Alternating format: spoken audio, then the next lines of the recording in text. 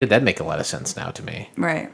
For sure. Because, I mean, when we look at, we didn't know each other until we were in our 30s. Right. But now that we know each other, sure. like, we are sexually attracted to each other. Yeah. And if his mom says I can call her mom. So. And it feels so wrong, but it feels so right. Right. Yeah. I think it would be one of those things if we both did a 23andMe test, we would be like shocked, but not shocked. We're like, this explains a lot of things. So when I heard about this, so I haven't seen. Can you explain the phenomenon one more time? Just like, I don't remember exactly what you said. You're saying if two people are separated, like, so it could be like if you have a child and you're separated. Or, like, it could be, like, brother-sister relationship. Oh, so, like, if you have a baby and you're separated, like, you get up for adoption, and then 20 years down the road, you meet it, you can be sexually attracted to your kid. Exactly. Oh, I didn't know. I thought it was this brother and sister thing. So, my biological father, I haven't seen him since I was 3 years old. Okay. So, in a way, I'm, like, don't really have a desire to, like, meet up with him anyway. But then after hearing that, I was like, sorry, I was bothering you with that. But that is a possibility. You could be attracted to him. Yeah. What's that? Oh shit! It was a like a kung fu movie almost. It was a Japanese or a Chinese film, and they remade it in America, and it starred Josh Brolin and Elizabeth Olsen. I can't remember what it was called, but it turns out that he was their father and daughter, but they didn't realize it. But they had a sexual relationship. It's pretty fucked up. Mm-hmm. Do you think maybe that... Oedipal. What? An Oedipal complex. Oh, I thought that was the name of the movie. It was Epipal. No. Damn, I can't remember what it was. You're interested. So, right, that's never floats your boat, lady. I said, now I'm clicking this. I took one pen away and gave her a different pen, and she's not cooperating. Steph, we're glad you're here. Thanks. Your baby looks beautiful. He is getting big. That's awesome. The baby's fine.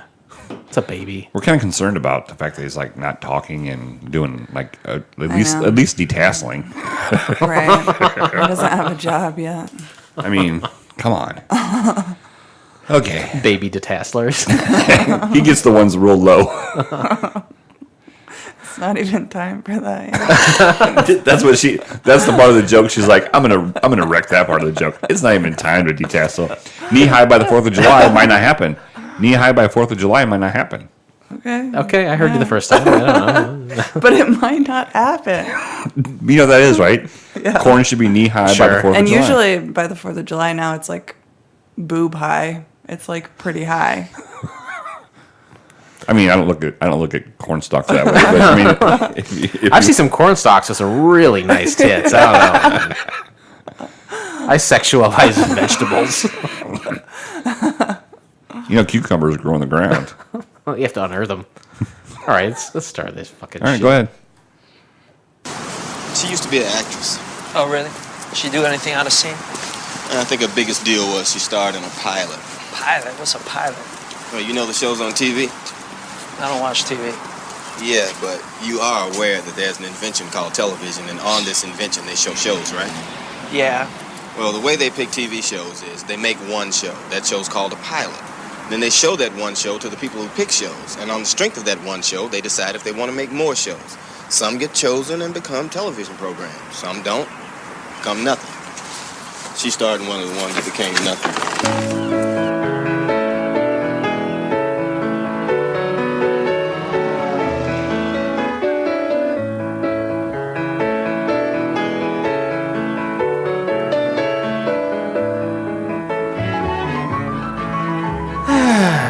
Yes, and you know that it's Couch Pilots. All of you are my friends. It's the show that dares to fly into the unknown territory of awful television pilots of the past. My name is Jason, and with me, as always, is my meta man himself. It's Captain Philip Ressler. Good evening. Good evening, sir. How are you? I'm good. Special announcement. Special announcement? Yep, I have a special announcement. Right off the bat, I like it.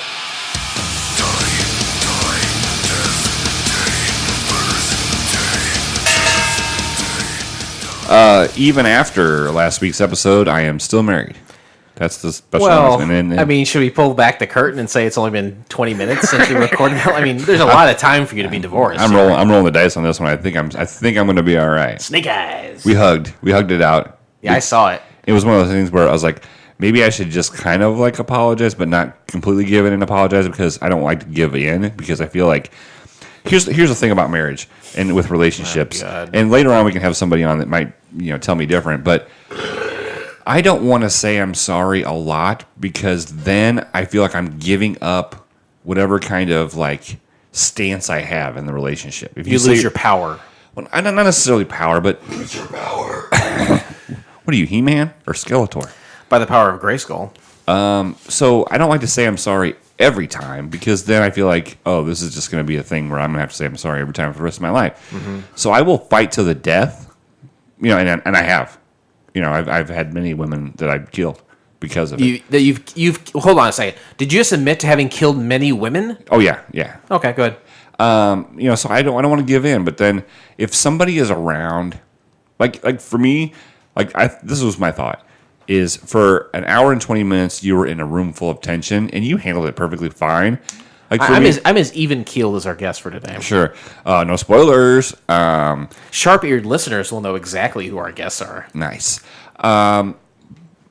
But I felt like it was important to apologize in front of you to say, like, Jason, good job making it through this time, and not and not making it worse. To be honest, I didn't make it worse. No, right? you did. No, you I did. had every opportunity. Oh, no, yeah. And I would go so far as to say that I have a record of making things worse. I have bit my tongue. No, you did, and you didn't have to. For artistic sake, I don't care. But you did very good. Speaking of doing very good, we have a special, and you usually introduce the guest. Please, by all means, take the helms. But this one is one that every time I'm around her, I'm excited. wait, hold on. I really want you to take your time with this. When she's around, I enjoy her company, and when we podcast together, I always have a good time. You and her have a competition going on right now. You're waiting for something bad to go to happen to both of you. So we can see how even keeled and stoic we react to the bad news. The problem with the competition is the same thing has to happen at the same time, so we can judge it. Yeah, okay. She has a new nickname. We can practice that, actually. I got an idea now. Okay, go ahead. Okay, great. That's all I'm all about. She has a new nickname, which we gave her a few weeks ago on this show because her husband was here. Her dumb fucking husband. He's stupid. Triple S. Triple S is her name. Stephanie, welcome to the show. Hi, thank you. She had one of the best podcasts out there. It was called How Did This Get Made? No, it's called Let Us Try This. Oh yeah, let's try this. And I loved it. I enjoyed it every week. And then it abruptly caused relationship problems, and the show As ended. most podcasts do, apparently. Oh, very much so. Stephanie, welcome to the show. Welcome aboard. Yes. Thanks again. Oddly enough, the problems are still there. Huh. So you may as well do a podcast together. Right. So To entertain us. Might as well start it back up again. I have thought about starting it up again here and there. with a you different really? guy. With a different guy. Right, with my next husband. While still being married, you'll be courting other men via this show. Right. Oh, that's great. Let's try this. Let's try this. Like me dating other guys and trying to find a better husband. Every week, the time will be split between who Kevin is dating and who Steph is dating. Yeah. Kevin doesn't get to date other people. Oh, I see. Just Okay. me. Oh, last week we were talking about swingers clubs, and there's one in Galesburg. Yeah, you're from that area. Are you familiar with this club? No. Okay. You're winking at me. I don't. Okay. Yeah, he doesn't like when I wink at him during the show. I don't mind it. Wink. Monday through Thursday, it's like a gay swingers place. It's called the Hole in the Wall, and then on Fridays, Saturdays, and Sundays, it's called Studio something or another. Hole in the Wall, to me, I think of... Glory hole. Well, two things. One, the Hole in the Wall gang, Paul Newman's charity, right? And then two, a glory hole, like you said. When you stick your dick in a hole in the wall, chances are pretty good, unless you're watching pornography on the internet, it's a fella on the other side. Would you agree with that? I would say most of the time it's probably going to be a fella. That is a terrible gamble, isn't it? Sure it is. But it's a gamble some people take. So here's one of the things I was talking about, and Stephanie, I'll let you talk here in a minute. Mm-hmm. In my opinion, if I'm paying the yearly fee just to be a member, I should be able to go to any day as opposed to just the weekends. Like if I wanted to go hang out with some gay dudes, right? Can you not go on the? It's a different. The way I've read it, it's a different situation altogether. So you have to pay one fee to go on the weekends, and it does cost something separate annually to go to the gay portion of it. Yeah, there's an annual fee, and then there's a fee every time you go. I don't think I'd want to go to something like that. How about you, Steph? I mean, that's not really my scene, honestly. There'd be so much like black light problems, if you know what I mean. You know? Yeah. I can't imagine it being a clean place to go. Yeah. I don't know. It's not your scene because of the cleanliness, or just you don't need to watch other people like get it on? Yeah, I don't. It doesn't do anything for you. No. Damn it. Yeah, it's never been a thing I've wanted to be like. Let me just go to a club and start fucking people. I'm not interested in that at all. Yeah. Like I've been to a lot of strip clubs. I never walk out with a heart on ever. I don't care about. Oh no, no, because swingers clubs, strip clubs, casinos never does anything for me. Are you a gambler? No, I hate it. Do you like Kenny Rogers? Damn. Do what? No. You beat me to it. Oh my God. I like old Kenny Rogers, but like new Kenny Rogers is scary looking. What about his roasters? You know what? To be honest with you, good rotisserie chicken. I love Kenny Rogers roasters. Good rotisserie chicken for sure. Stephanie, welcome to the show. What have you been up to? I mean, I have a baby, so that keeps up a lot of my time. Yeah. Babysit your C-section? husband. I also babysit my husband. Was it a C-section or was it all natural? All natural. Really? Yes. I have a question I can't ask you. Okay. I know what the question is, and you better not ask it. Okay. I think it's one of two questions in my head. Okay, will you tell us what you think they are? And Blake will raise his hand.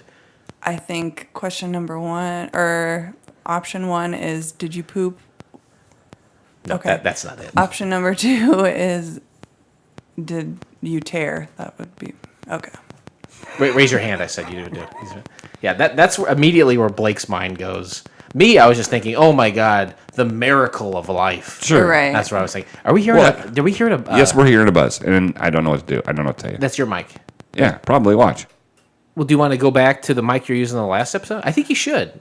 Was it that bad sound quality wise? Because I was hearing you just fine. We're getting a lot of weird noises last episode. Your husband broke the mic. Did he tell you that? No. Well, I would be ashamed if I were him. It's kind of fucked up. We'll get it fixed. It's fine. We love you. We love you, Kevin. No. Well, two of three of us did. You and me? Yeah. And Dupree. Oh, yeah. Let's never count out Dupree. So are you back to work now? You're working full time. I am. And you're staying local in Peoria area too, right? Like you're right at the children's home. Yep. That's awesome. Yeah, I'm excited. It's a good You're right next to one of my favorite restaurants, the Masala Cafe. Yeah, you took me there once. And did you enjoy it or hate it, or do you go there often? I was fine with it, but I haven't been there since. Oh, I see. Since when do you go on dates with him? I've asked you 17 times, and you've said no every time. We went out on a date. Yeah. Deal with it. I guess I didn't take you to the restaurant Moscato Badato or whatever you called it. I call it Moscato Badada. One time Kevin did text me and said, will you take my wife out on a date? Do you remember that? Oh, yeah, but I don't remember why. Well, I was with some other lady, and you... and it wasn't going well. No, her and I were just friends. And your husband's like, hey, will you take Steph out? I'm hardly home at all. She needs to get out of the house a little bit. And it was Taste of Peoria last year. Oh, okay. And so me and my friend, we picked you up, and we went down there to the Taste of Peoria. It was and then fine. 9 months later, she had Ian. That's great. Well, I was actually pregnant at the time. Thanks for ruining the bit, Steph. Well, the bit was that I got lemonade, and was it you that kept saying that it was hard lemonade? I don't remember that. Somebody kept saying, God, quit drinking or something. Because you're like so pregnant? And Marianne was like, wait, is there really vodka in there? Oh, yeah. I was like, no. That's who it was. It was Maid Marianne. That's funny. That's awesome. Funny that you call her Maid Marianne, which is like her podcast name. We're on a podcast. That's true. Very true. If we weren't, it'd be very odd to have this kind of conversation with Right. mics in front of us, wouldn't it? Uh-huh. And why would we do that? We just move things out of the way. Take the headphones off, go out and sit by the pool. Oh, boy. Do you listen to Karaoke Biggie? It's a podcast that your husband co-hosts for people listening at home. It's okay if you don't. No. I was just kidding. Yeah, I was just kidding. It's not okay. You should be listening to. I actually really enjoy that show, Blake. I'm there every week. I don't need to listen. It's I'm good, there right? every week. It's fun. Yeah, it's fun. It's a fun show. Yeah. It's fun to be there watching Absolutely. the train wreck. Okay. Train wreck. Yeah. All right. I don't know if we want to dig back into it, but Steph was really talking a lot about incest earlier. Sure. Yeah. No. Yeah. She kept saying the phrase incest is best. Is that what it was? Take your brother to the test. Yeah, I think that's what she said. No, and we got a little bit of it before the show started. We got a little bit of incest before a the little, show little bit of audio about this. But you're saying that there's a theory that if you're separated either from a parent or a sibling, and you don't know about it, and then you end up meeting and not knowing that you're siblings, that there's a very high chance that you could be sexually attracted to them. Right. I'm looking it up to see if I think there's a name for it. It's like a nature-nurture situation, right? Like, by nature, you're probably Naughty. attracted- You're naughty. You're naughty, yeah. Oh, all it's called You give props to hip-hop, so hip-hop, hooray, right? all it's called is genetic sexual attraction. Do you believe in it? Yeah. I mean, it's a real thing. Like, there was a story that I heard not that long ago, like this past year, where a daughter married her biological dad that she met when she was like 20 years But old. did she know when they got married that it was her? Yeah. Oh, really? Mm-hmm. I don't think I could do it. I'm really thinking about the scenarios. I don't think I could marry my daughter. I'm like 65% sure Well, I could. It's because she's half Asian, right? That has a lot to do with it. I made a joke the other day about it. She does not care for my Asian jokes. I bet not. Then you bet right. You've done really good in 2019, by the way. Thank you. Yeah, I've stopped saying a few words that people find offensive, but I find hilarious, and I think about them all the time. But right. I've stopped saying them. Right. And there is one specific word that I will keep saying until Do you the feel end like of this year. so here's the thing. You gave something up that you liked, Yeah. that you got enjoyment out of. You Absolutely. gave it up for other people. I lost a little bit of myself. But do you feel better that you gave it up for other people, or do you feel bad because you gave it up? I feel bad. Like, I feel good that I'm making other people happy. I personally feel bad internally. Sure. But I have no spite. Okay, well, that's important. I think it is important. You're right. Stephanie, you have any spite in your life right now? Oh, good question.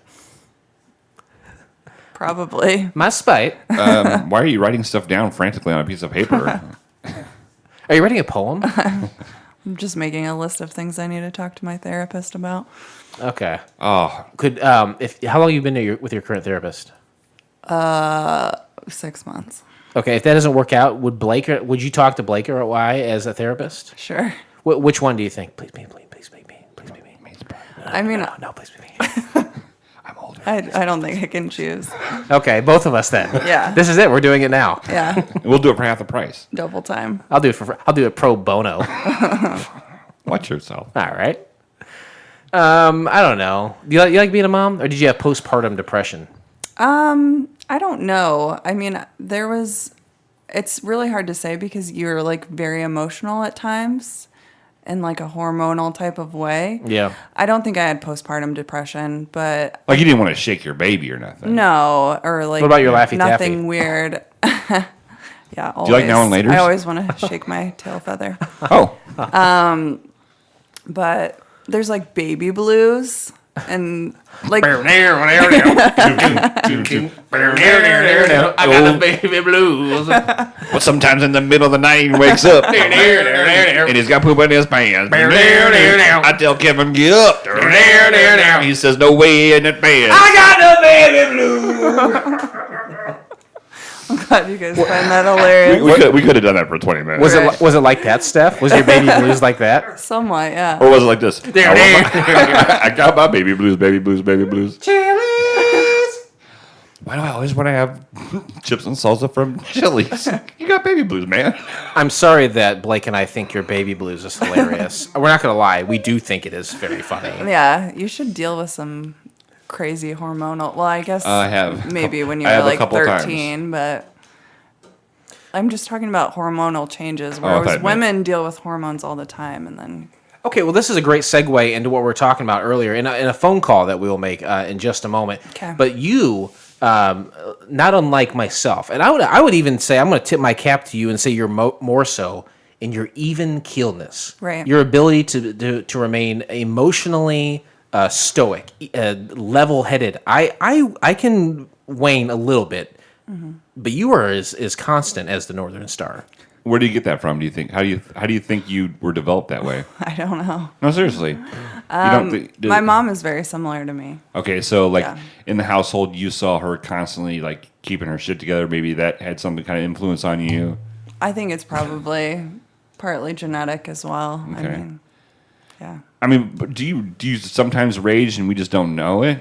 Yes. Because when you talk about like all these hormones and pregnancy, I 1,000% believe it's real. But I almost feel like it would affect you less than most women because of the way that you are, which is not bad. I mean, a weird compliment. hopefully. I mean, yeah. Okay. Well, what if we do this? I want to make a phone call real quick, if we could. Sure. Actually, you know what? We'll do it in the next segment. Real quick, do we have fan feedback? We do have some fan I'm sorry, feedback. we have a phone call too, right? We have No a- phone call. Didn't Lucas leave us a message? We played them all. Oh, I thought. Okay, I thought there was one where he like called me a douchebag or something. No. Oh yeah, we do have one, but I don't think it's that one. Okay, that's fine. So we'll just do that right now. And Steph, you might be wondering, Watch your head. why would someone want to have a message be played where, in fact, he is called a douchebag? And I would say for content Right. is the You reason. know, so you didn't mention what for our competition about who's more even keel. Yes. You didn't mention what you were thinking of. Can I mention what I was thinking of? Oh, sure, yeah. If Blake died, because we would both. That would be how we could Okay. judge who is more Well, this was my plan. right. I thought in the next segment of the program here today, we would call your dumb husband, and he's a alumni of Second City, a Right. prestigious school of comedy and improv, and we'd have him come up with scenarios for both Steph and I to react to. Makes sense. Okay. Good. We talked about it maybe a month ago on this show, but I thought now would be a good time to put that into action. Okay. Okay, cool. All right, here is. Thank you very much. It's not the voicemail you're talking about because we already did that one, but this is one that I forgot about. Hey, this is a ghost doing the State of the Show address. Captain Rest Assured is the bee's knees. Captain Black is still a giant dick. Ciao, guys. I don't use that moniker anymore. Giant dick. Yeah, I go by my more accurate moniker, tiny penis, Average dick size. fair to midland genitalia. Let's see. Let's see here. We got some as of just today. We got some just today. Let's get some fan feedback. And if at home you're thinking, boy, oh boy, I do enjoy the Couch Pilots program every week, and you'd like to contribute to our fan feedback section, I wish that you would. And you can do so by following us on Twitter or Instagram or Facebook, and you can leave us a message, and we will most likely respond to you. But overall, you're going to get frequent flyer points. Yeah, why do you have a lot of conversations with people on Twitter, like listeners, and Me? we never hear about it? Oh, I talked to Chris Tuckley a few times recently. Yeah. We can talk about that if you want. This is from season 19, episode 1, which is Sawdust, which your mom was on, and it's already like the first day. I remember this. The first day it had almost 150 downloads. Well, first of all, I love my mommy. Okay, that's it. Okay. Jeb Simpson, Soap Man, Jeff Simpson. he says, looking forward to buckling up and taking off. You and I ran into him about a year and a half ago. Actually, almost a year ago now. 4th of July. It was 4th of July when Adam Z was here. Yeah. We ran into him at Buffalo Wild Wings. Yeah. Said, come be on the show. He said, fine. And then about 6 months later, I run into him at this Mediterranean food festival. Okay. And he says, I'm only available on the weekends. So we got to work something out to get the Soap Sure. Man back here. Dee Dee says, hi, Mommy Jason. Because you were Sure. saying Mommy a lot. Lori Garcia's, we get to hear for Jason. We get to hear for Jason's mom. I'm so sorry you had to deal with him. And then I haven't heard from Lori Garcia for a while. It sounds like she listened, which is great. I need to talk to her. She's a great girl. And then Dee Dee says, Jason doesn't scream or at least warns me. So But that's just a little bit. Dee Dee, I love screaming. I'm sorry. I'm going to do it. There's not always going to be a warning. There's people that like that you scream. Thank you. And, Thank you very much. we give the people, we pander for the most part. We are. We're a couple of panderers. We're slaves to attention, right? You like panderer bears, don't you, Stephanie? Panda bears? Panderer bears. You heard him. I like both. ASMR. Ladies and gentlemen, the captains have turned on the fasten seatbelt sign. That was my wife. That was in the divorce papers, as I have to quit playing that when we get divorced. My wife. All right. I'm actually going to live with Stephanie and Kevin when I get divorced. Yeah, we'll see about I that. can sleep in our basement. All right, let's call Kevin real quick then, and we'll have him deliver us news that we can react to. Okay. Sound good? Yeah. I'm sure he'll like this. I'm sure he's not holding it. Hello? Kevin, this is Jason. What are you doing? I'm playing with my dumb baby. No offense, Kevin. I can hear the baby from here. Sounds real fucking dumb. Yeah, well, he doesn't know. He just kind of shit his pants a little bit. I mean, See, that's something some dumb kid would do. Hey, a couple weeks ago you were on and we called your wife. Do you remember that? yes, I do. And we were talking about like what would happen if the even keelness that is myself and your wife received bad news, how we'd react. Correct, yes. We thought we'd put that into motion right now, if that's cool. And since we're both here, your wife and I, you could deliver each of us bad news separately and see how we react to it. Okay, that's a great call. Okay, tell me when to go, I guess. You'll have to build the scenario. I'll give you a few seconds to think about it while I kind of warm us up. But I guess, Captain, would you mind monitoring and judging the situation? Oh, yeah. I'll be the judge, but I would like to ask Kevin one thing. Kevin, could you have the baggage boy bring me down 3 beers? Can I what? Have the baggage boy bring me down 3 beers? 3 beers. 3 beers. You want me to bring down 3 beers? The baggage boy. The baggage boy, Okay. please. Okay, Yeah, I will. he's not doing anything. This is the former baggage boy, right? Because Lucas is our current Right. baggage boy. And that was who Correct. left us that message about being a ghost and me being a dick. He said I was the bee's knees. I love that guy. All right, Kevin, I'm starting the clock now. I'm looking at both of them. I will be judging on a scale of 1 to 7 their reaction. Go ahead, Kevin. Let's start with Stephanie. Let's give her bad news. Yes. Yeah, okay. Bring, bring. Hello? Hello, Steph, are you there? I'm there. Here. Yes, you are. I'm here. Your grandma died. Oh, okay. Damn. I'm sorry to hear that. She kicked the bucket. Well, I mean, she lived a good life. She's pretty old. Yeah, D killed her. Oh, God. Okay. Wow. That's... oh, my goodness. She's taking it really well. Wow. I mean, I don't know how else to tell you, but he shot her with that gun that he has that he showed me that one time. That is really terrible that you're saying that. Yeah.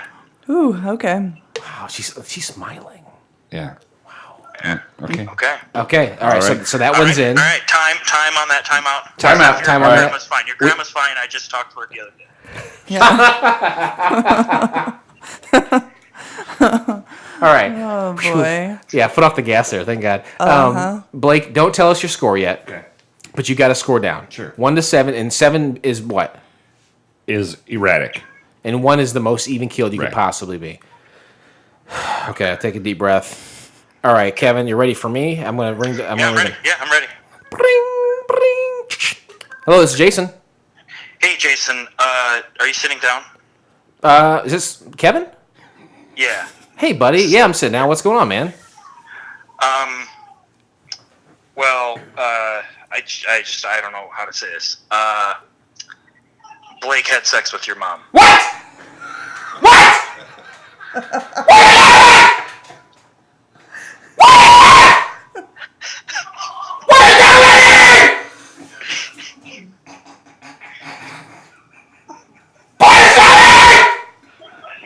I'm sorry. I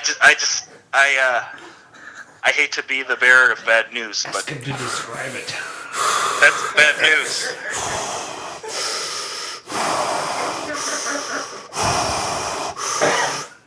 All right, buddy. You're a true friend. You're a true friend, man. All right, time. You got something you want to say after the time or not? It did really happen? Yeah. It did really happen! What are you doing? What are you doing?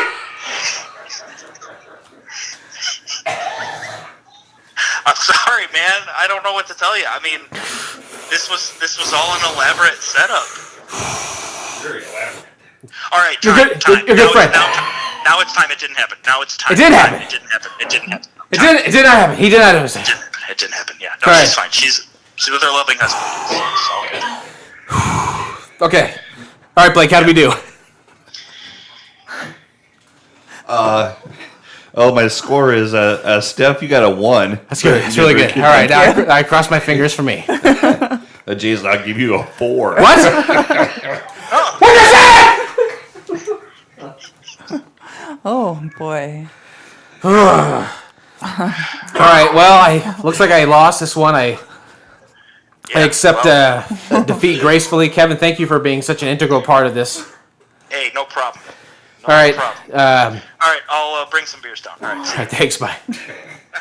All right. Well, that guess that puts that to rest. Steph, you're the most even kill person we know. I wonder if you scared my baby. I would say that I acted unfavorably. But you did not. Just to be clear, you did not sleep with my mom. No, not at all. But it's funny you said that, Steph, because when we called, Ian was laughing and having a good time, and then it was complete silence, so we did not hear from Ian again. So either A, he got scared, or B, Kevin dropped him. Yeah, you never know. How many times did you drop the baby? I mean, I lost count, honestly. Once you get like into deep double digits, it's not worth it. You're only gonna like make yourself angry keeping track. For sure. I agree with that. All right, that's pretty funny. Today we discussed the pilot episode of BLITT Happens from the year of our Lord 2000 plus 3. Great year. 2003. Great year, my friend. Great year. Let's see here. Well, how old was I? You're 100 probably. How old were you, Steph, in 2003? I'm not good at math. Hold on. You're a child of the 80s. I am. 87, 88? 88. Hell yeah. I was 28. I think you just put one right 3 here. beers. I think How are you maybe gonna? give your wife one of those? I was 15. Oh, that's good. Yeah, so I was 28. You were 15. 22. At 28, I was married to Carrie Ann, so it was not a good year for the Roses. So hold on. It's my understanding that if you get married, it's just a non-stop fuck fest. But you're saying you're married to Carrie Ann and there was no sex? Very rarely. Say fuck fest. Fuckfest. Steph, say fuck fest. Oh, yeah. Nice. She said it seductively. How about you, Jason? How was life going on for you? 22, I was living with 2 dudes in an apartment off Springfield Road, and we turned the giant front window into a skull. Was that at the top of Springfield Road? The something tree apartment? No, I did live at the Rain Tree eventually.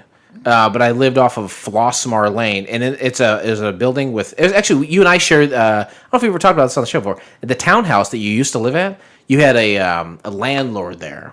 Okay. It was the same landlord I had at this Flossmar place. Okay. And it was a 4-unit building, and in the exact unit I lived in, a few years later, a woman and her boyfriend were murdered there. Wow. Oh my God. There you go. Randomly or like No, it was like, targeted? it was like, hey, I'm the ex-husband or ex-boyfriend. I don't like what's happening. I will now kill you for having that. That makes sense. And so, yeah. And then there was and my friend was, one of my friends was a maniac who was there, so. Huh. Anyway, not my friend anymore. Neither of them actually are. Really? It's good. Yeah, I've moved on. Onward and upward. What do those guys have to do to not be your friends anymore? Sure. Like, What's that? What? You want to be my friend anymore? What? You want to be my friend anymore? I haven't seen all the time. Friend. 2003. Oh my God. 16 years ago. 16 years ago, Steffi. Steffi. I'm sorry. I don't know why I said Steffi. We always That's call what her my Steffi. family. That's what my family weird. calls me. Wait, your family calls you Steffi? Mm-hmm. I just called you Steffi. We just met like 2 years ago. Shut up. I'm not sexually attracted to you. You know what? And you're not the first woman or the last woman to say that to me. Yikes. Yeah. You know what? Not nearly as awkward as the last episode still.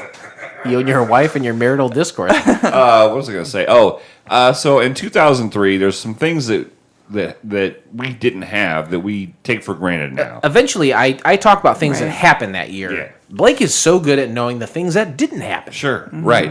First of all, in 2003, we did not have Band-Aids. I mean, obviously. Thank you, Wanda Sykes, because Right. she reiterated the fact that about the Vicks. We didn't have Vicks Vapor Rub back then. No rubber bands. No rubber. You know what? I didn't think that. Let me Google that real quick because I'm No rubber bands? Right. I love rubber bands. Which means there was no Rubber Band Man. Quite handy. I love Okay. that song. Yeah, The I'm Rubber Band Man. And finally, something that people don't realize is that in 2003 we did not have pesticides. We were all That healthy. can't be true, can No, it? we didn't. We didn't. And obviously, I mean, I say this every week, but we didn't have Courtney Cox. Right. So let's talk about things that we did have back in 2000+3. June 10th, Wicked, starring Idina Menzel and Kristen Chenoweth, officially opens at the Curon Theater in San Francisco. Oh, I've seen Wicked when it was in Peoria. I thought you had. Yeah, it's pretty nice. Did you ever see Wicked? No. Why not? I don't know. Okay. Yeah. Are you a theater person or not really? I'm like not for it or against it. Like if somebody wants to go to a play, I'm like, sure, let's do it. What's the last play you saw? Ooh, it's been a while. Been a while.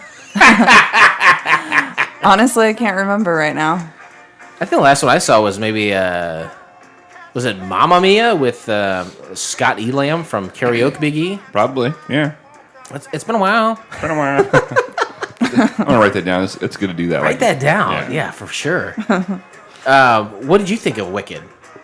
I had my doubts, but it was really good. Because like, how good can a play be about like a weird offshoot of Wizard of Oz? And that's what I was thinking. But it was kind of a cool storyline and how they put it together.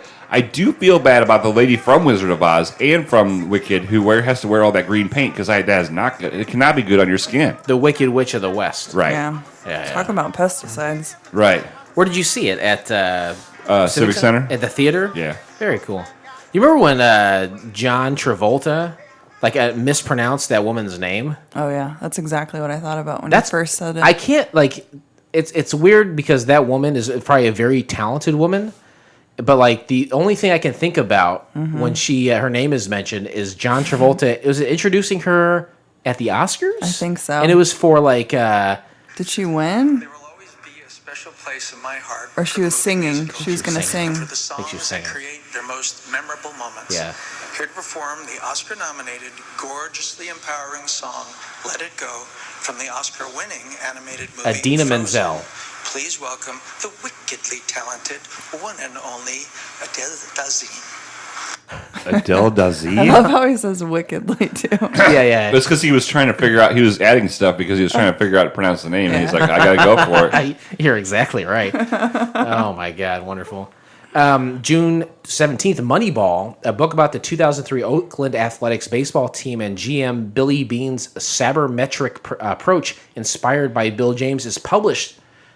That's a book, and they made. Remember that movie they made? Yeah, with Brad Pitt. Yeah. It's actually a really good movie, to be honest with you. I mean, it's very interesting how they went about having such a successful team. It was all by numbers. The movie did very well.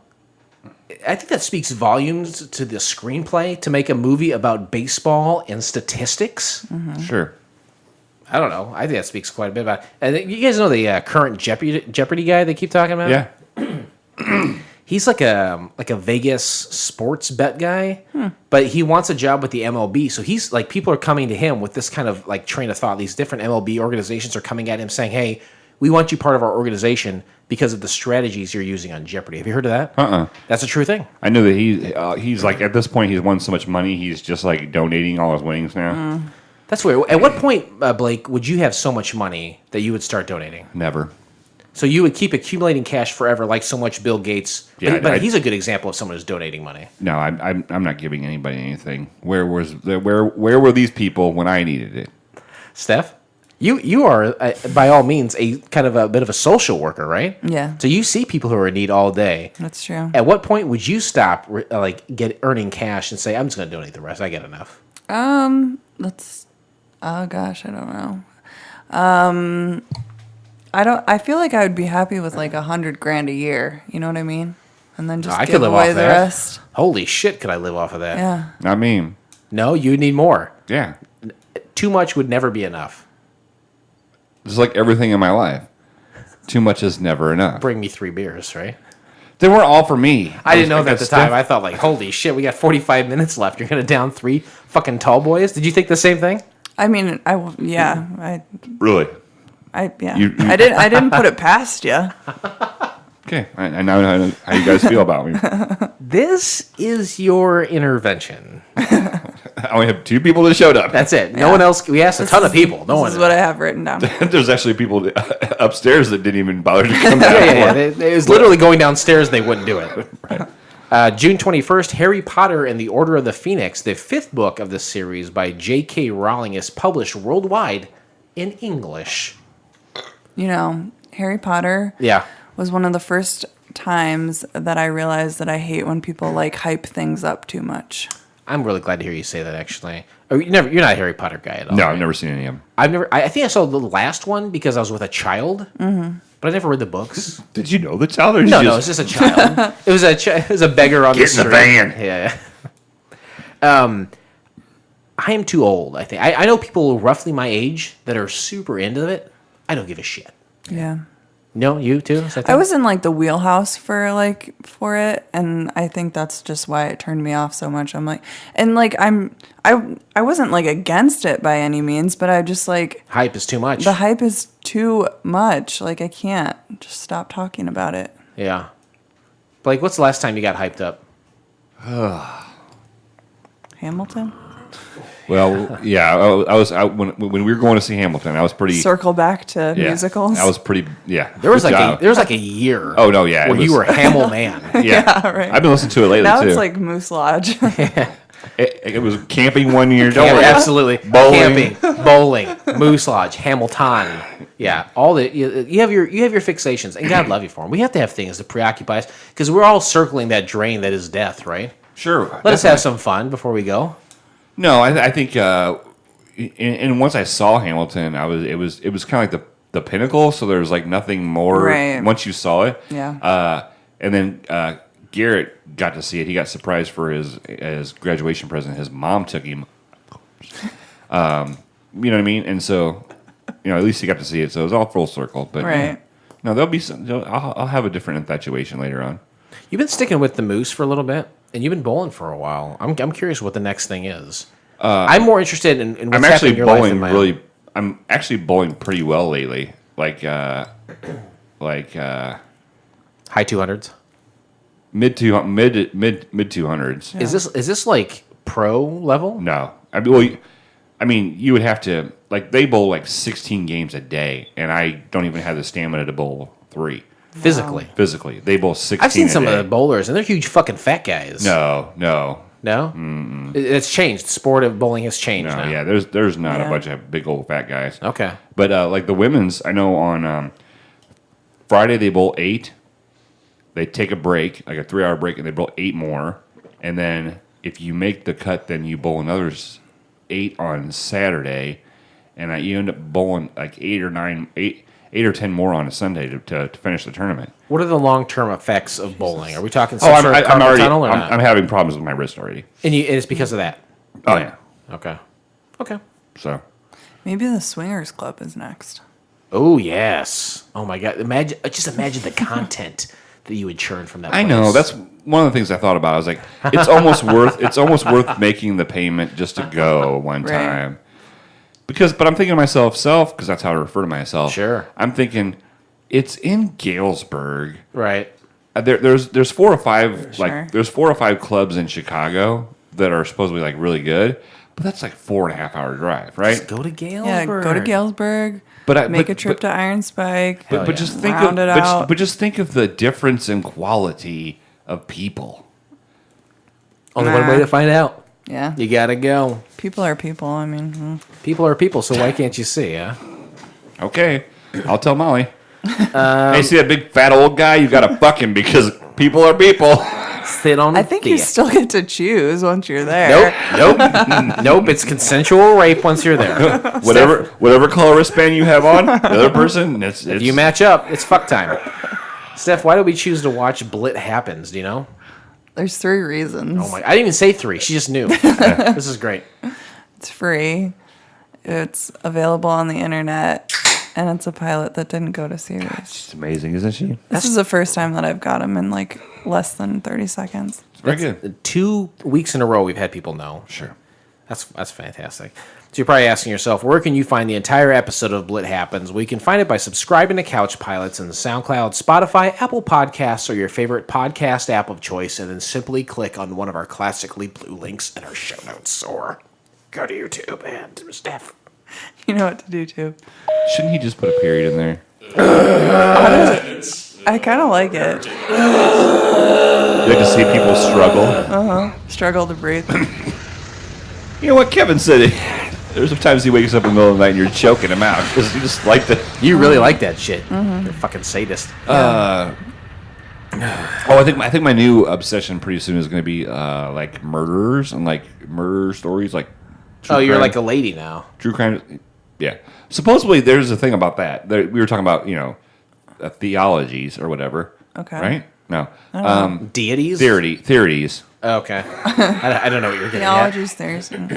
That women do. The reason why women are into true crime and stuff is because it's something about. Oh, God damn it! It's something about they don't fear it. Like they get all the sensations of. It's like going to a haunted house. Right, but they don't have to go. Like it's all the sensations you get at a haunted house, but they don't have to go to the haunted house. Can I break it down for you real quick on why this is? You can never say 100% of people because someone will always throw that fucking shit in your face. But most women who are attracted to men, they want to be manhandled by men. I know it sounds sexist, but it's not. It's a primordial thing. It's something that's they want to be taken by a man. I'm not talking about rape. Right. I'm talking about a man sure. having power over them, showing that physicalness over them. Sure. And that's what that is. That's exactly what But it's a safe way for them to get that. Yeah. Listen to those They stories. want the thrill of that. They want the danger element, but there's no real danger there. Right. So Makes sense. and it sounds like a sexist thing, but it's not. Steph? Most women are like that. Thoughts? Yeah, I don't know. I am a typical female that likes the true crime stuff, but it does like scare the shit out of me, and then I'm just like, why do I like this? Well, what it does to me is I listen to these like I'm very interested in them. They keep my attention. Mm-hmm. But then at the end of it, when they say goodbye, folks, I think to myself, the first thing I think to myself, because I refer to myself as self. Sure, yeah. I'm like, this fucking world is disgusting. There are fucking sickos It's in the world. crazy. You know what I mean? Like, but while they're telling me about it, I'm like, ooh, oh, that's interesting. Ooh, that's cool. Or, Yeah. wow, that's. And then at the end of it, I'm like, the world's a bunch of shitbags. Yeah, there's a few that stick with me, and like I wish I had never heard it. But let me ask you this, because that's his point of view, and I think you're right. That's how maybe guys. But is it a weird turn on for ladies? You think? I wouldn't necessarily call it a turn on, but It's a safe environment to it's hear like about some it. sort of fascination, I guess. I don't know. I used to work with a lady, and she would work third shift, so I'd see her maybe like 5 minutes at a time. But she worked third shift, and it was pretty dead. So she would bring in like this tackle box full of shit, and she would open it up. And during the night, during her shift, she would write letters to inmates. That's not cool. I think that is a certain mental Sure. deficiency, perhaps. But like, I think it also there is an element there to where women want a sense of danger. Sure. They want a sense You're of- communicating with a guy in prison that's never going to get out, is what you think. That yeah. Right. I thought when you said you open up the tackle box, I know they have one of those monthly subscription services where like, where like you try to find the killer, like Yeah, like right. mystery Do they really? I've never heard. Oh of that. no, yeah. I guess Oh, wow. and, like they send you clues and like Right. like actual So that's what I thought you were going to say. And then it's like they take the tackle box out and then she write letters to inmates. I'm just like, I've never heard of that though. There's subscription boxes, but it's all made up. It's all fiction. Hopefully. I think maybe they base it off like known murders or something. Or what if a smart police station was like, we can't figure this fucking shit out. Let's put it out to the general public. Yeah, exactly, and make money off of it at the same time. Oh boy, summary of the pilot. Ricky Blitt's everyday boring life as a struggling writer working in a call center job is turned upside down when a Hollywood studio decides to make a script of his into a television pilot. Yeah, I mean it's a B+ in my book. Yeah, I never force the guest to rate, but do you want to rate that summary? A to F, like you're in grade school. Yeah, I think that's like a B. Okay, fair enough. That's fine. Interesting facts. Hunt a Kill. It's called. Sorry. Hunt a Killer. You don't know what hard times are, Daddy. And people rate. I mean, it's rated a 9 out of 10. I wonder how much it is. We should try it. It'd be a good drinking thing. That is a podcast right there. You subscribe to that and you try to figure it out live on there. Boom. Another one created. Boom. No more royalties like I should have for Karaoke Big E.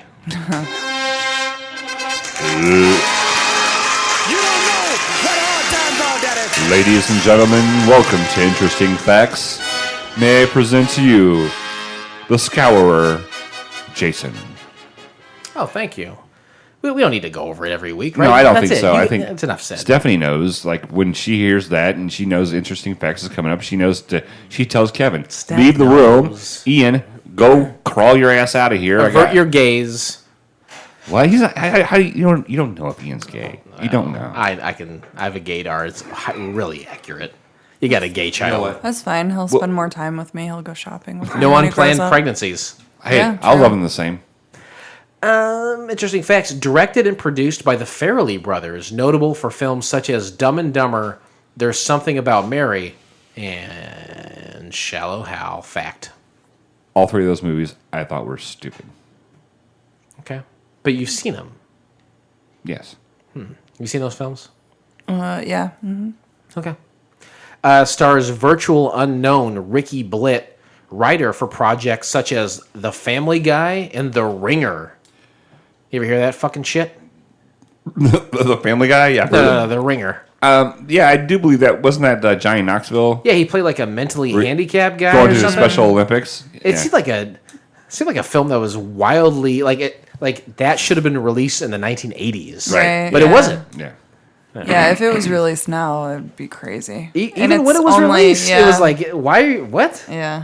I don't know. Notable guest stars in the pilot include Cameron Diaz, Bokeem Woodbine, and Jim Parsons. Fact.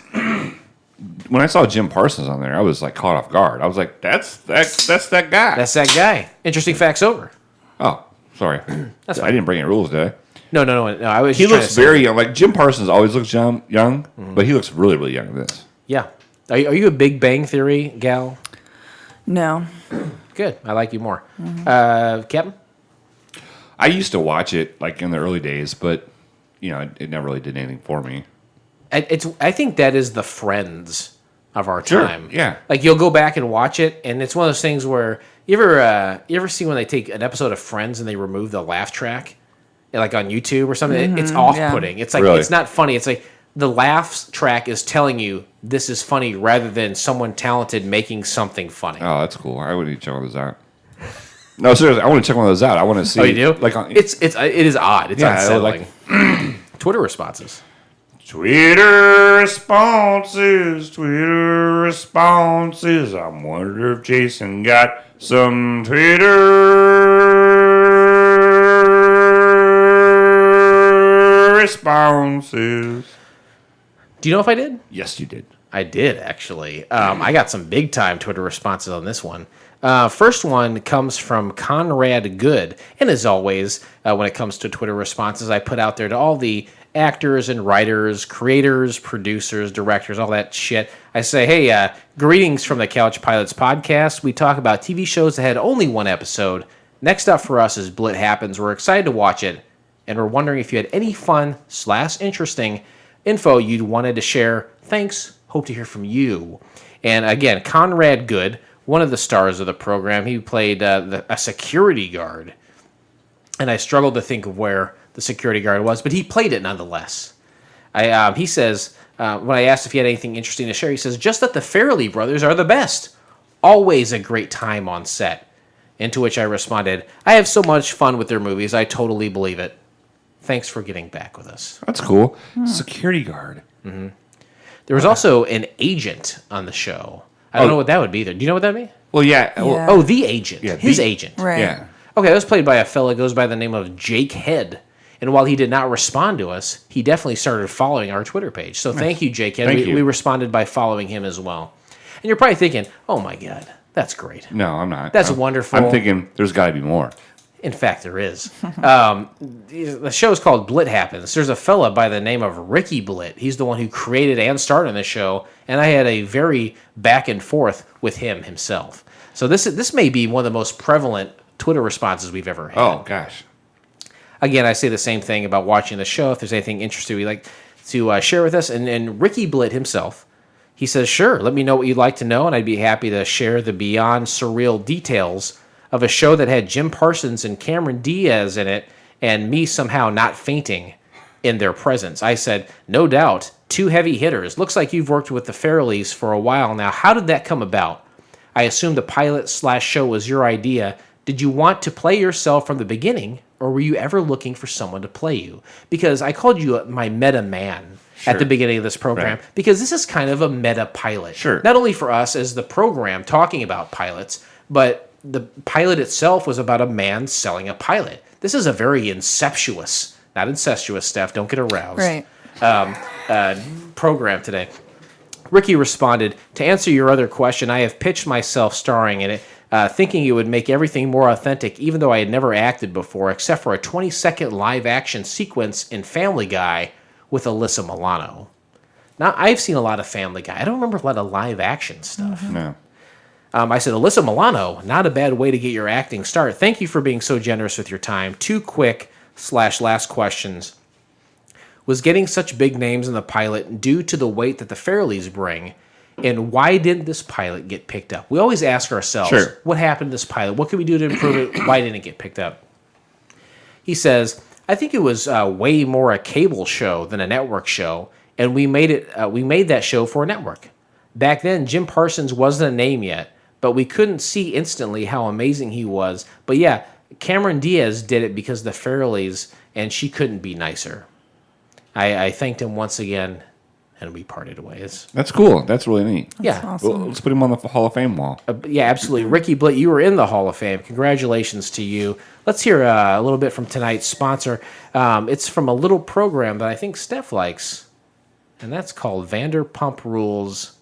Waiting for the commercial on YouTube. Hold on one second. You like Vanderpump Rules? Are you still watching a lot of reality TV? Of course. Yeah. This season on Vanderpump Rules. Tonight is the night that many of us thought would never happen. I'm engaged! You had a very emotional year, as a few other people here have. Do not ever bring up my dad. Damn you, I said. No one can replace James Kennedy, baby. He's working for me. You need to show some respect. You've been in a relationship with a girl before.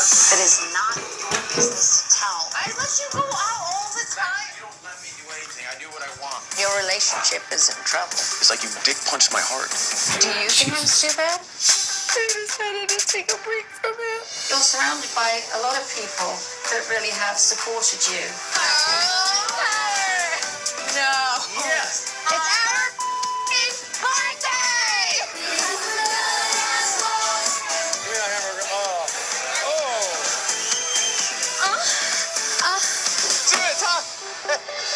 And I know it's been a challenging year. We don't have any water, we don't have any electricity, we don't have any gas. Maybe this will be my sole duty at Tom Tom. I'm closing my eyes. Closing my eyes. What the Lisa? Are you kidding me? Welcome to Tom Tom! Life is all about the obstacles you overcome and the challenges you rise to. For all the boys who've done stupid to us! I'm ashamed of you, Schwartz. You should be ashamed of yourself, bitch. How long can you keep up this new Jax Taylor? You're telling her basically shut up. Let the bitches go home! Here we go, here we go, here we go. I'm already on the brim of freaking out. Lisa, please. I can't risk it. Don't take it from me. You're not better than me, Lala. You're being a f***ing psychopath. He's my father. You have no idea what you're talking about. Stop talking over me. Stop laughing in my face. Everyone, who the cares? Why are you doing this to yourself? Okay. Oh my god. Oh my god.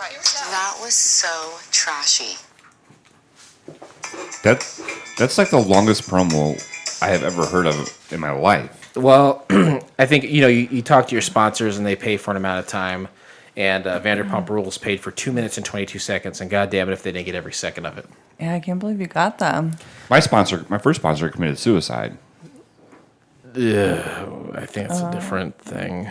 Oh, it's different. Is that true? No, it is very true. You have actually here's a little this is a little craziness for you. My sponsor, when we first met, he was dating Carrie Ann, and she was fucking crazy. And then this is AA, right? Sure, yeah, okay. And what was his name? What was his full name and date of birth? I can't. All right. It's a Bill W. thing. Can't tell you.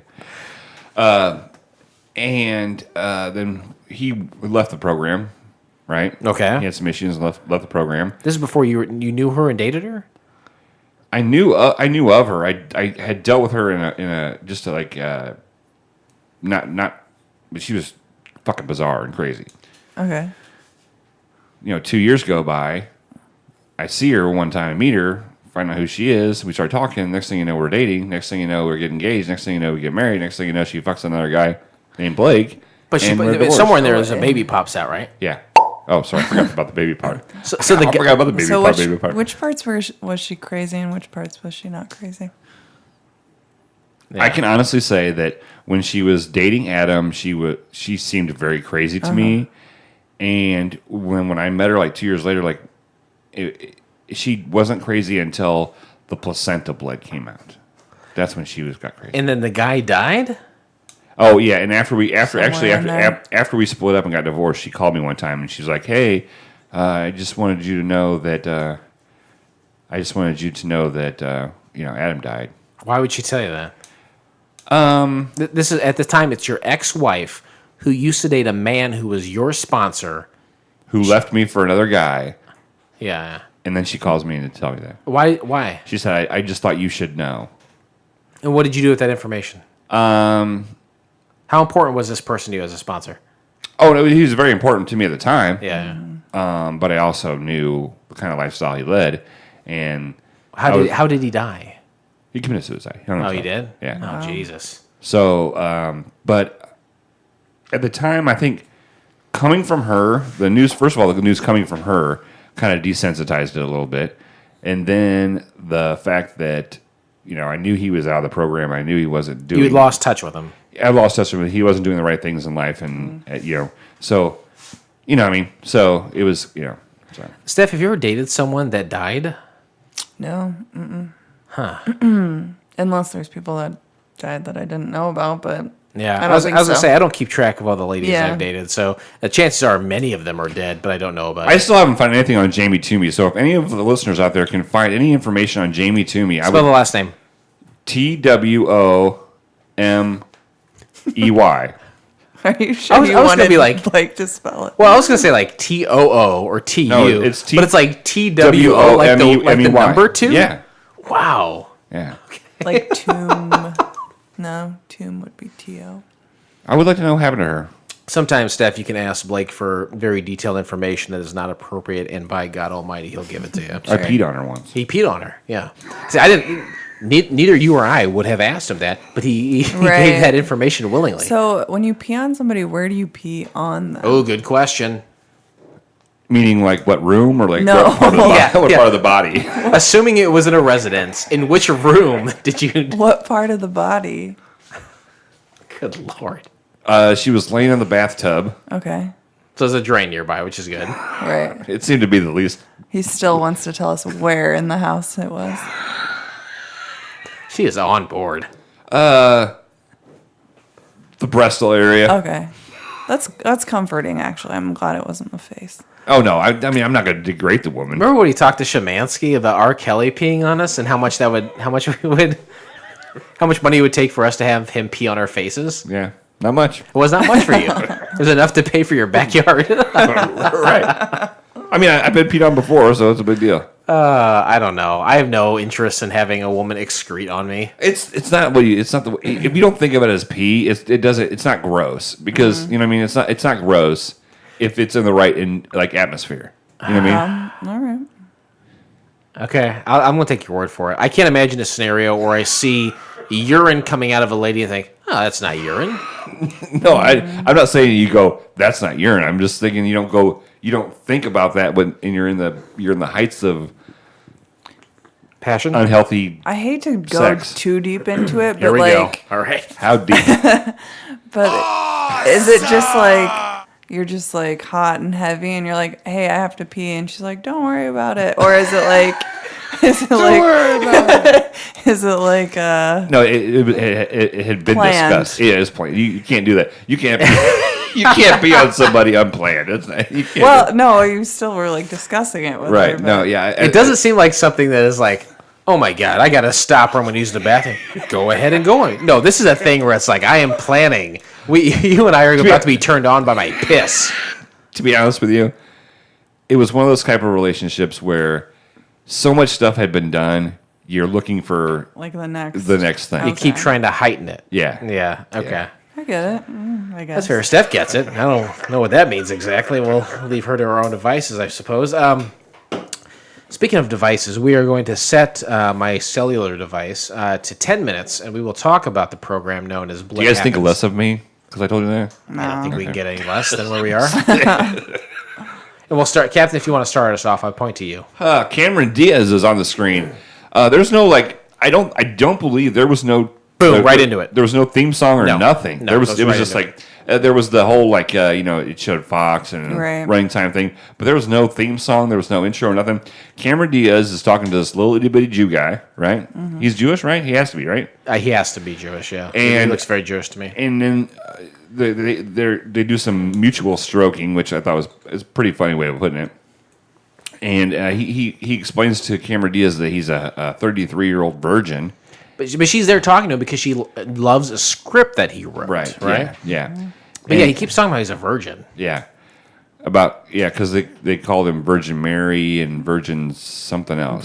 Virgin Wireless. Yeah, Virgin. Oh no, Virgin Airlines. Yeah. That's and so she's like, "Hey, you know what? I'll take your virginity from you. I'll deflower you." Talking about the script is fine, but what if we do something different here? And come to find out, he is daydreaming of that. The next shot is him at his desk. Yeah, he's at a call center in front of a computer with a headset on. You got David Koechner. Many people probably know him as Champ Kind, was it, from the Anchorman movies? But I also know him from he's on the Goldbergs. Oh, is he? Okay. Yeah, he's on the Goldbergs. He's great. David Koechner's great. He is hilarious. And if you notice, he has a Metallica shirt on. Oh, yeah. And I'll tell you what shirt he has on later on, too. Okay, I know what it is, but I'll let you go. Then Ricky gets a call. And he apparently at the call center, he gets a call. It's a weird place to get a call. You wouldn't think you would. Definitely. But apparently he sold his script, and Fox wants to make his pilot, so he leaves his job. And David Koechner, I didn't know his name at the time, but I believe it's Don Donaldson. Is that sound right? It's Don. He leaves with him. Yeah, he's like, we're partners. We're in this together. And and Ricky's like, I don't know what you're talking about. He's like, remember when we made a pact that if one of us hit it big, we know. And he's like, He doesn't really remember that. Steph, please feel free at any time to butt in. Jim Parsons is in the next scene, and they're at like a copy store. I think it's called Fast Copy, and it's Ricky's buddy. So he goes there, and his buddy. I didn't catch Jim Parsons' name. Did you guys? I don't think I did. No, I just kept writing Jim. And he's like, "Hey, man, you sold this thing. It's time to party. Let's you, me, and Lester, the old crew, hang out." And he's like, "Who's Lester?" He's like, "He just got hired here, and he's got a car." He's like, "All right," because they're traveling by bus. It seems like the whole time, right? Right. Anyway, later at an appointment, the three of them, or at an apartment rather, the three of them are hanging out, and they keep talking about how Cameron Diaz will be a part of this pilot. Because the script is about Cameron Diaz making a pilot. Yep. Basically. It's called The Cameron Diaz Show. Nice. But he keeps talking. They really drive it home that they got this like A-list celebrity in the first like 2.5 minutes of the show. Mm-hmm. Anyway, Lester's the new guy at Copy Fast, and it's Bokeem Woodbine, and he's kind of he's an actor. He's a known actor, right? We recognize him. Mm-hmm. Anyway, they really fixate on Cameron Diaz being like attracted to Ricky and how it would be outlandish if she was to be interested in him. And I honestly, I feel like they almost spend too much time talking about that. Let's So all it's say like, it together. Too much time. They devote an entire scene to it. Too much time on Cameron Diaz. Anyway, and they're all in that scene. They're all like sitting around drinking orange juice. And did like, you guys notice they're that? eating scrambled eggs and drinking orange juice. Yeah, because they're hanging out. They're celebrating. The gang is celebrating his. When was the last time he celebrated with a tall glass of OJ?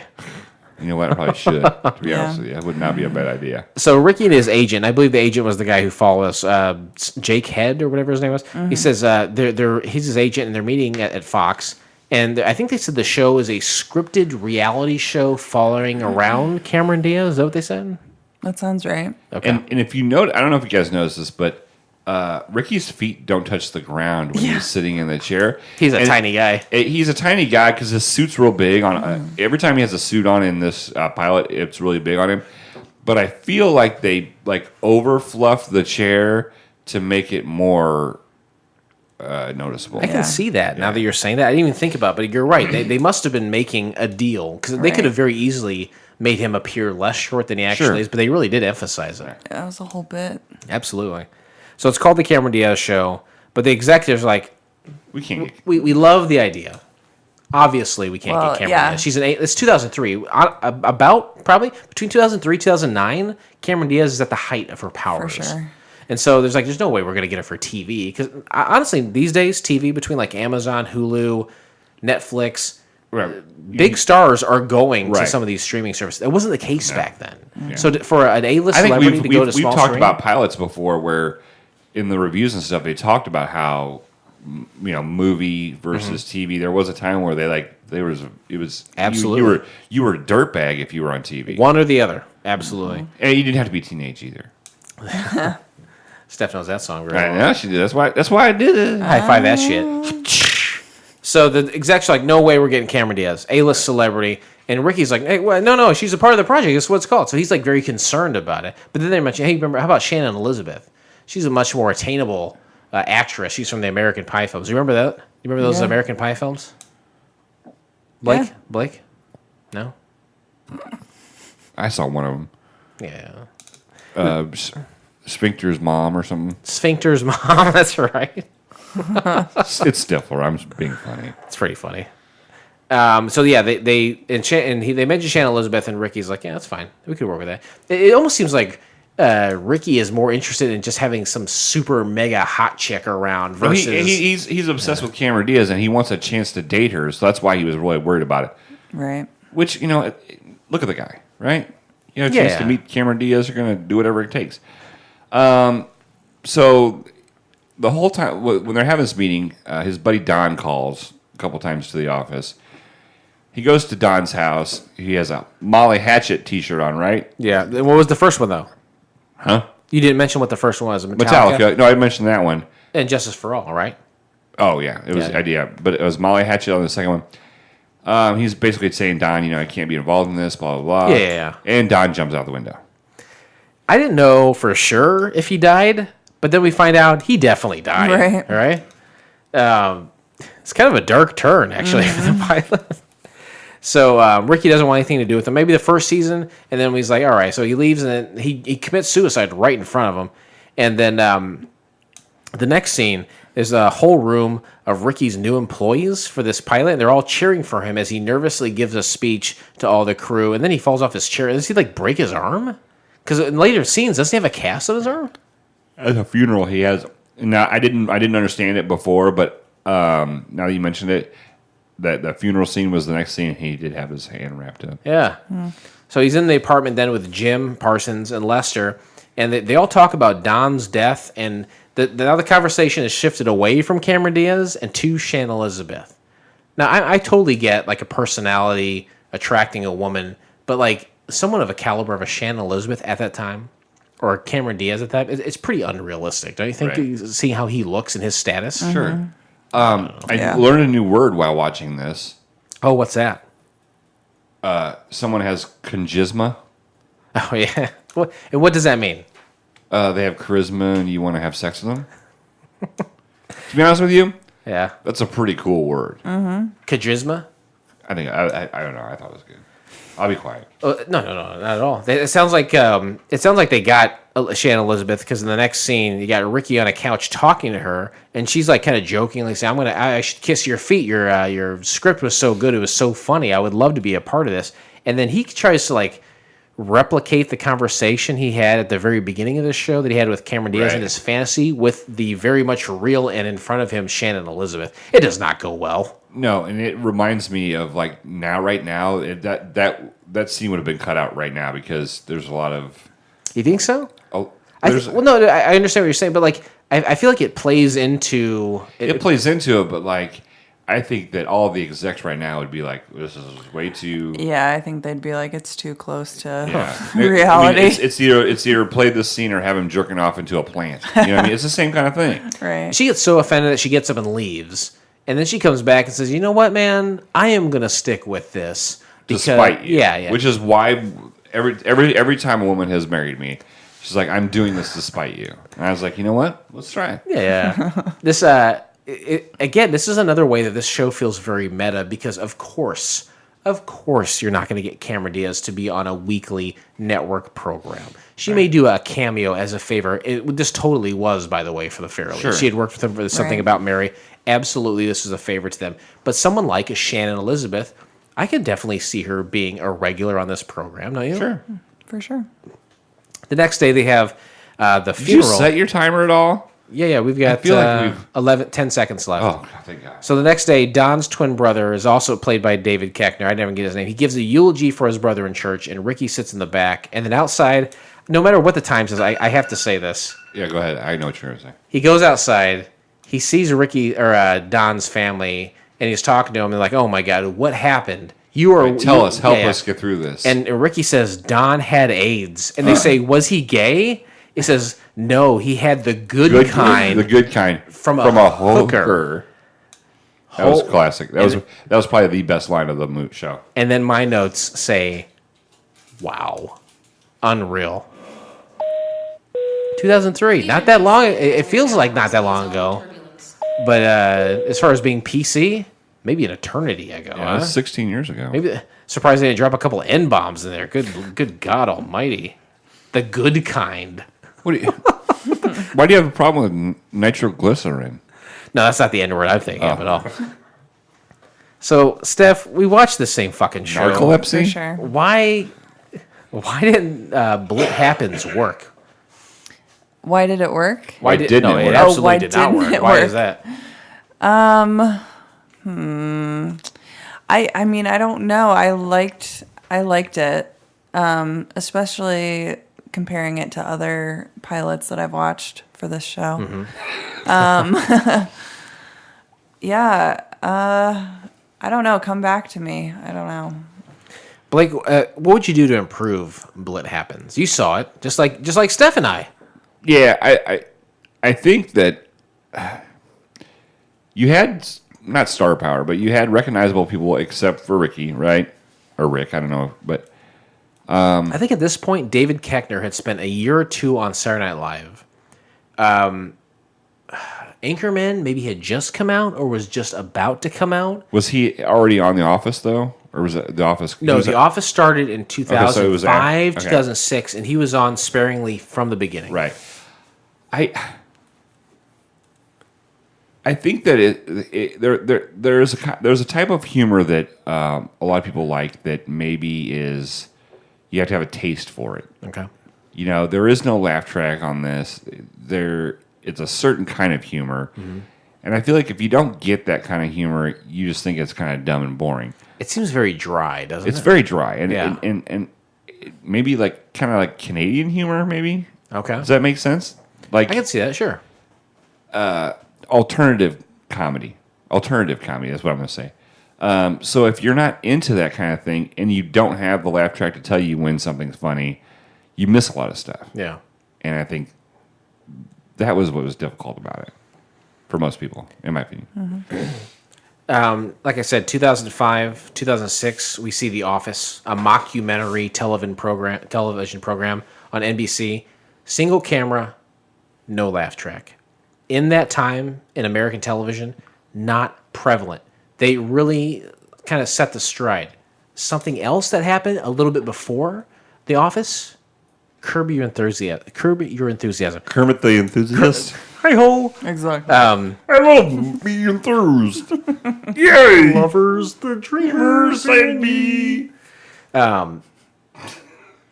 HBO's Curb Your Enthusiasm, I want to say, started right around that time. That's with Larry David, the co-creator of Seinfeld, doing a loose, like each television program they have, 30 minutes long. They have a beginning and they have an end. And for the most part, they have an idea of how they're going to get there, but every scene is improv. Right. I feel like this is kind of a poor man's Curb Your Enthusiasm. It's kind of the neurotic Jewish writer in his travels to stardom, his misadventures day to day, and I think there's something very good about that. I think television, not unlike like Parks and Rec and Office, can support a couple of those shows. This could have been one of those shows. Sure. But at the end, you're seeing a program without a laugh track, which is not really done at that time. Mm-hmm. So it's kind of taking a gamble there, and maybe it is copying a little bit from Curb Your Enthusiasm. That's what I'm saying. As far as where I'd like to see it go, I think there's a lot of places this program could go. Mm-hmm. You know, dealing with the executives on creating your pilot and the stars and the process. There's a lot of places this show could have gone if it succeeded. Would it have had Cameron Diaz in it every week? No way. Shannon Elizabeth, a notable figure at the time, I think they could have had her. I think she was low enough on the totem pole where you could have had a Shannon Elizabeth as a series regular. This is my 2 cents. I don't know. I like it. You did a good job. Ladies and gentlemen, as we start our descent, are you all right? make sure your seat backs and You're awfully quiet. tables are in their full Sorry. You want to go back to talking about incestuous love? Are you having postpartum podcasting? Uh-huh. You're like, oh, yeah, this was fun the first 15 minutes. And now I remember why I hate it. Baby blues. I want for Halloween, he needs to have like the Blues Brothers outfit on and like a little fake cigar. Oh, God, that would be no score on Rotten Tomatoes, not a surprise. IMDb, Internet Movie Database. Steph, you care to take a stab at 1 out of 10 what people from around the world scored BLITT Happens? I'll say 8.6. 8.6. Captain? Rookie, 3.7. I think I'm done. I think this is it for IMDb score. You are clearly cheating week after week. Whenever I succeed at something, you think I'm cheating. Awesome! Thank you. Let's just, this is the death of the IMDb score. I'm just going to tell you what it is going forward. You obviously are cheating, and I'm about dead on this. It's impressive that he has it memorized, though. I will give you that. Yeah. Do you have a power cord for this thing? It's almost dead. I wanted to do another sound effect. Captain Philip Rescher is very close at a 3.9. That's from 21 ratings. Critic reviews before they were stars. Jim Parsons and BLITT Happens. This is from Robin from thebackrow.com. Would you feel compelled to watch a pilot starring a guy who wrote The Ringer? Well, neither did anyone else. BLITT Happens was a 2003 television pilot starring screenwriter Ricky Blitt as himself, a struggling writer who finds sudden success when Cameron Diaz loves one of his scripts. Since Blitt was good friends with the Farrelly brothers, they directed this pilot, and Cameron Diaz appeared as herself. As you see from these clips, nothing about Ricky Blitt screamed TV star, so not surprisingly, the pilot was never picked up and turned into a series. However, BLITT Happens is notable for providing Jim Parsons with one of his earliest television roles as Blitt's friend. Cool. Did this die? I think it's too dead to even charge. I think. Right Really, now. it went from like something to dead. Wow. Okay, so we're gonna have to like kind of like my penis. What's that? It might work now. So this thing's dead. No, it should. This is the power button right here, right? This is what I'm pressing. No. Over. No, that's it. No. Oh, I see it. Okay. I'll try to turn it back on here. Bing bong. I think I turned it off. Oh. Ooh, boy. Viewer reviews. There is none. So now I would press the button, but the bing bong. Hold on. Did you hear that? Yeah. Ooh, it's the Samsung tablet's powering back up. From 1978. All right, landing. We'll just go. Pretty good. Pretty good sound effects. On the last episode, Steph, we had Molly. We played a sound effect and we made her like replicate it with her voice.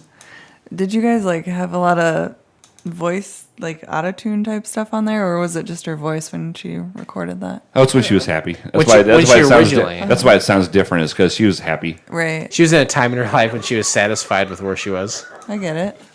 You get it? Uh-oh. Oh boy. Hold on a second. Oh, it says charging 1%. Okay, I'm gonna go back in here and play it. We're gonna do it. It's that important. We're gonna do it proper.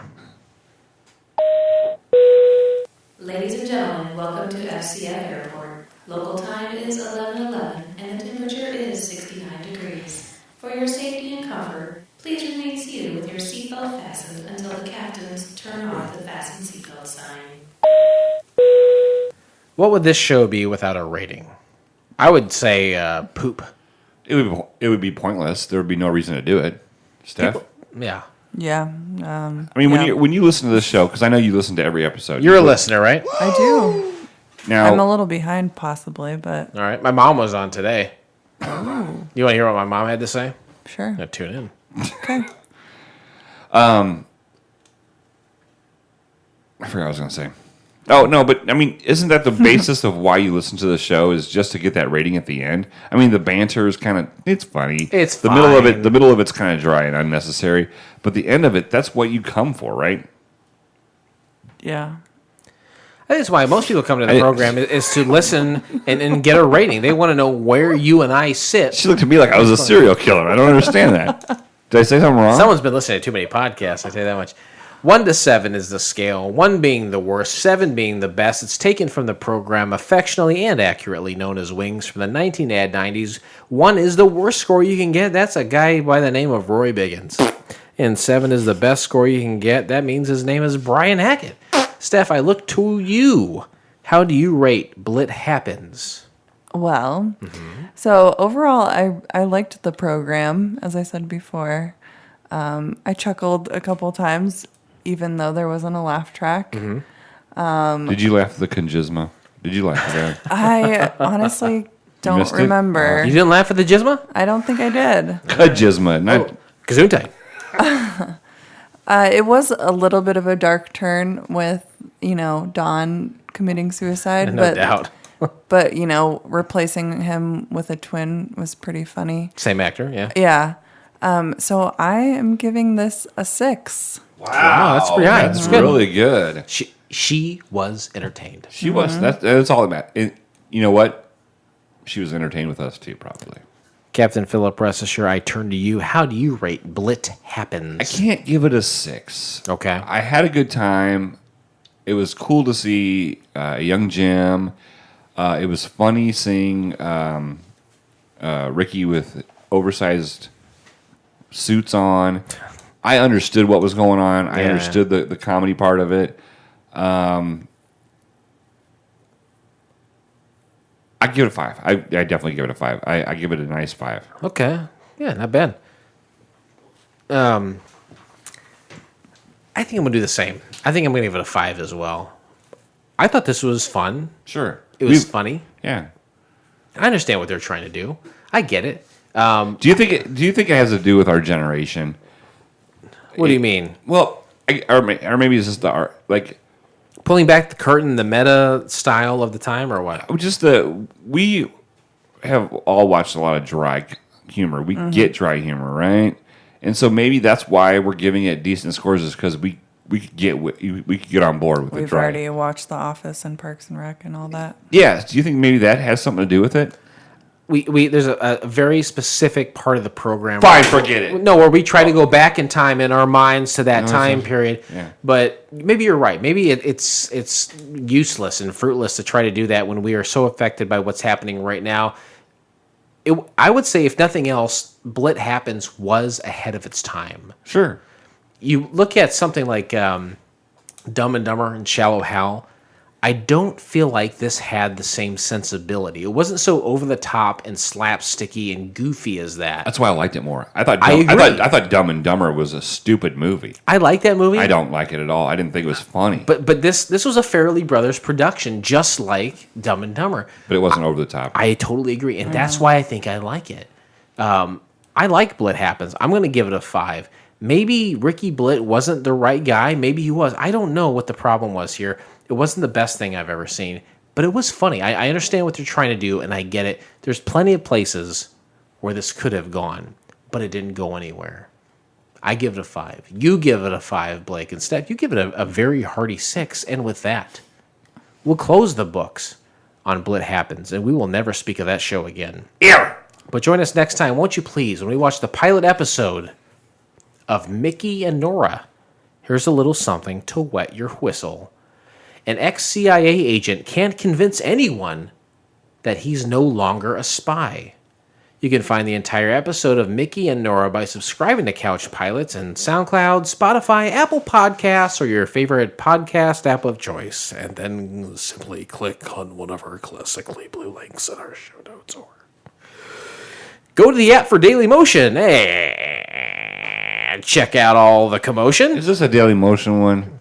I just said exactly that. I do have a question. After watching these last night, I was like, when are we going to do another game show? Are you saving like a whole season? Where's the game show?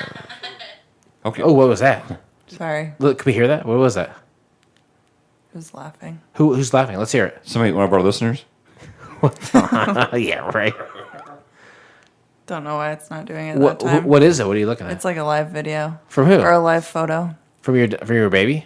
Yeah, it's just from earlier today. Mm-hmm. Oh, so the baby doesn't laugh when he's here. Just earlier today with your family. Yeah. Okay. Right. I told him about you. I'm not even next to him now. This is where we are with the pilots. You ready? All right. So I got a list of pilots from the 50s to the 2000 teens, right? Sure. And we've dwindled down that list. Really? Have we banged a lot of them out? Oh my God, there's some. I mean, we still got like probably 40 or 50, which is about a year's worth. But I need to go in there and I need to like do more investigating. Sure. And I need to pump some more shit in there because. So why are you doing that? I got stuff to do. Like what? I don't know, like a life, sexual stuff, I guess. Okay, well, it's experimenting. Yeah, I'm pissing on people. It's not that bad. I mean, it's really not that bad. We all know that urine is sterile. We've cemented it on this very same program, but it doesn't mean it's any less gross than the pee on I don't see what's gross about it, to be honest with you. Right. Steph, yeah. Do you have any interest in peeing on someone or being peed on? No, no. I think the excitement, Blake, comes from like seeing the person pee. It comes from that, right? It doesn't come from like Actually, for me, that's what it was. That for me, that's what it was. I can't speak for her, Jamie, to me. Okay, so from your experience, it wasn't being like having the pee on you. It was seeing the person pee. That's where the excitement comes from. Is that right? Sure. Okay. I think that's part and parcel with like seeing a woman like squirt, right? Like having I don't want to see that every day, but seeing it one time is cool. Yeah, okay. I dated a girl. She was a chef, and she came up and she did that, and I was just like, what the hell? You know, she said, hey, this is something I do, and I was like, she warned you. No, seriously. And like, she was like, this is something I do. I was like, oh, okay, cool. And then when it happens, you're kind of like, what the? This is a mess. I have to clean up now. Never had sex with her again. This is usually how I like to end the show. Oh, mercy. Okay. I'll stop talking about my life. No. I think you guys look at me like I'm some kind of weirdo. Not at all. Go to couchpilotspodcast.com. All of our past episodes are there from A to Z, soup to nuts. You can watch or listen to every single program we put out. Any of the other platforms listen to podcasting. Sometimes not all of our shows are there. Right. But if you go to our website, every single one is. And you can also link Twitter and Instagram and Facebook. You can follow us on there, comment on there, or read your dumb fucking comment on the show. You'll get frequent flyer points. They can be accumulated for goods and services rendered, right? Sure. Or else you can call us, right? Yeah, you can call us at 910-PILOTS-1. Mm-hmm. Right. What time of day is good? To be honest with you, I would prefer you would call like from like 12:30 a.m. to probably like 4 a.m. That's funny because I say that as a joke almost every episode because it goes to your cell phone, but you are enforcing that right now. Well, yeah, because I have the ringer off all the time. I never have the ringer on, so it doesn't matter. And to the me. buzzing doesn't bother you. I don't have it on vibrate at night. So it goes completely silent. Except for my alarm. I've been saying this for years because I thought in some way you would be annoyed by the phone calls, but in fact it's not affecting you at all. I'm not annoyed by anything.